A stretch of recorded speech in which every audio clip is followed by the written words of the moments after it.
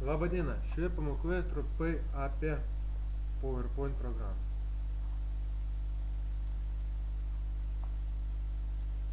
Naujos skaidrės įterpimui reikia paspausti meniu punkte Home skyrelėje Slide, paspausti New Slide ir pasirinkti reikalingą skaidrę. Tituliniam lapui dažniausiai šitą, bet kadangi jau titulinis yra, galima pagal poreikį pasirinkti kitokios formos skaidrę. Šioje vietoje dažniausiai rašomas pavadinimas skaidrės. Jei šis langas jums netinka, jūs jį galite ištrinti, pažymėti, kaip ir Word'e, su keturguda rodiklė, paspausti Delete ir galime nupiešti savo rėmelį. Pavyzdžiui, Insert, Shape, kaip ir Word'e, Text, Box, nupiešiam reikalingą rėmelį ir rašom tekstą.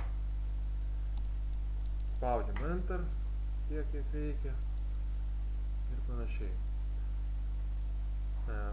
Jei mes norim ištrinti skaidrę, ją reikia pažymėti, pavyzdžiui, tarkim porą skaidrių, tiesiog spaudžiam išimtuką, pavyzdžiui, trečią skaidrę reikia ištrinti. Pažymim šioje srityje ir paspaudžiam Delete.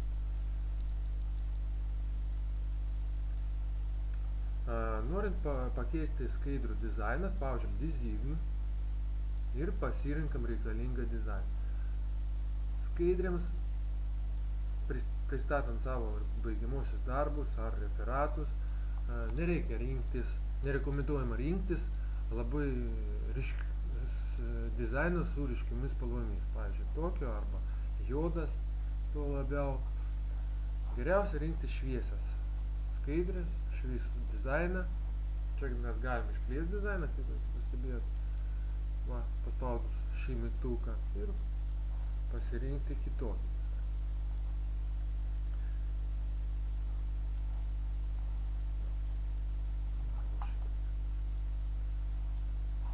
Pirma skaidrė būna šiek tiek kitokio dizaino, titulinį būtent, kitos lieka tokios, kokias pasirinko. Aišku, galima rinktis pagal poreikį, priklausomai nuo užduoties, išskyrus pristatant baigiamuosius darbus ar referatus, pavyzdžiui, pasirinkti skirtingus dizainus kiekvienai skaidrė. Tada pasirinkam, pavyzdžiui, antrą skaidrę, tarkim.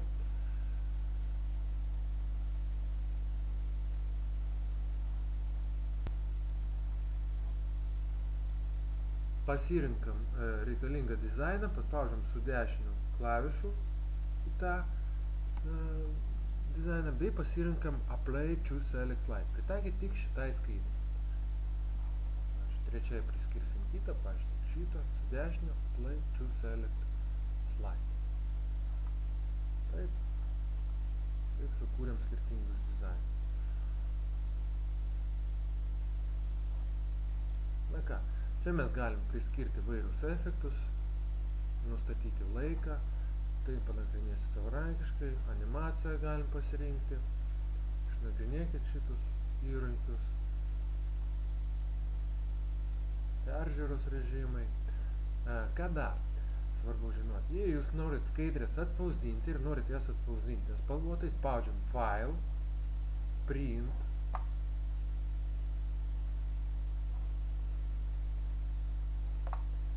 pasirinkam vėl Print mygtuką.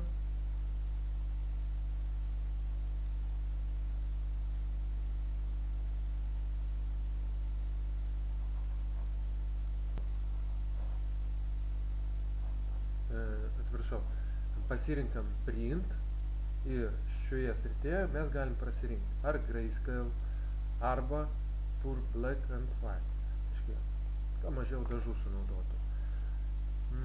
Taip pat mes galime spausdinti po keletą skaidrių viename puslapį. Tai yra atliekama Full Page Slide ir pasirinkam, kiek skaidrių mes norim vienam puslapį. Pavyzdžiui, 4 skaidrių. Bus va šitą išdėstę. Arba norim pasirinkti,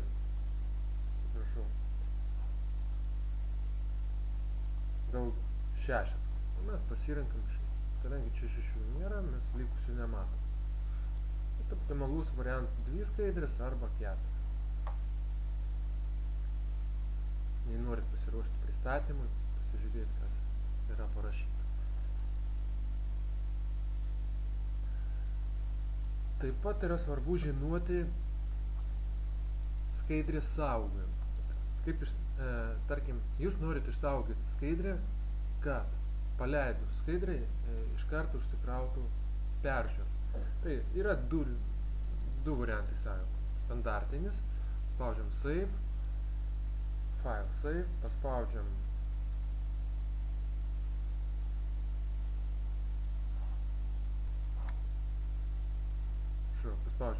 Save mygtuką, Save As.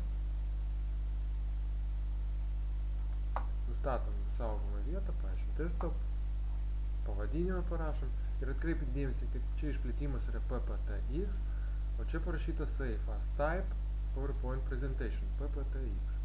Spaudžiu Save, parodysiu, koks skirtumas yra tarp šito saugojimo ir kito varianto. Tai čia yra įprastasis saugojimas standartinis, paleidus skaidrę, pasikrauna programą.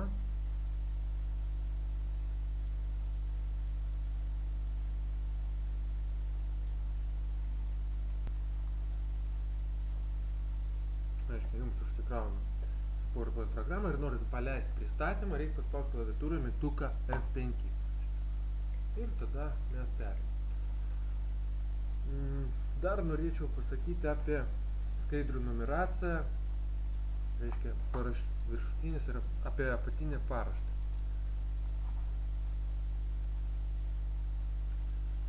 Norint įterpti viršutinę ir apatinę paraštę, reikia perėti meniu punktą Insert, pasirinkti Head and Footer, parinkti varnelį Slide Number and Footer.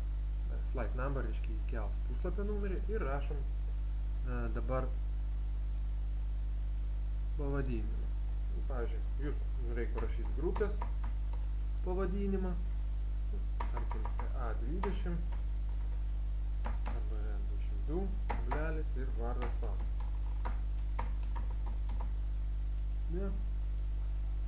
Ir uždedam varnelį Don't show on title, nerodyti pirmom tituliniai skaidrė. Ir pritaikom visų. Play to all. Matot, yra antram ir trečiam puslapyje A22 vardas pavardė, o pirmam puslapyje nėra. Taip pat galima įdėti muziką, įdėti video. Štų ir kaip ir Word'e galime įdėti diagramas kurti arba nukopijuoti iš Word'o ir čia įklijuoti. Taip pat galima kurti lentelės, principas kūrimo toks pats kaip ir Word.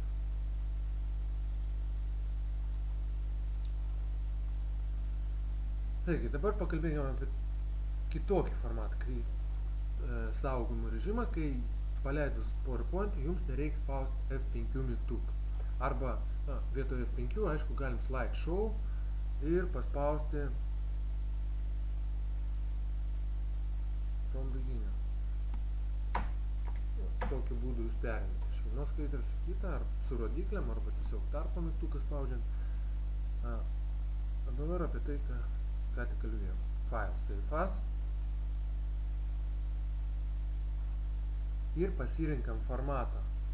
Neturi šiek tiek tokį. PPS.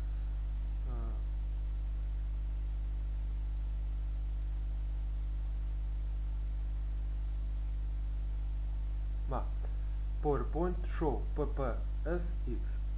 Spaudžiam Save, nurodant, kur saugosim. Uždarom PowerPoint'ą ir paleidžiam PowerPoint prezentaciją. Taigi, matot, jau F5 mygtuko nereikia spausti, įsijungia iškart pristatymas.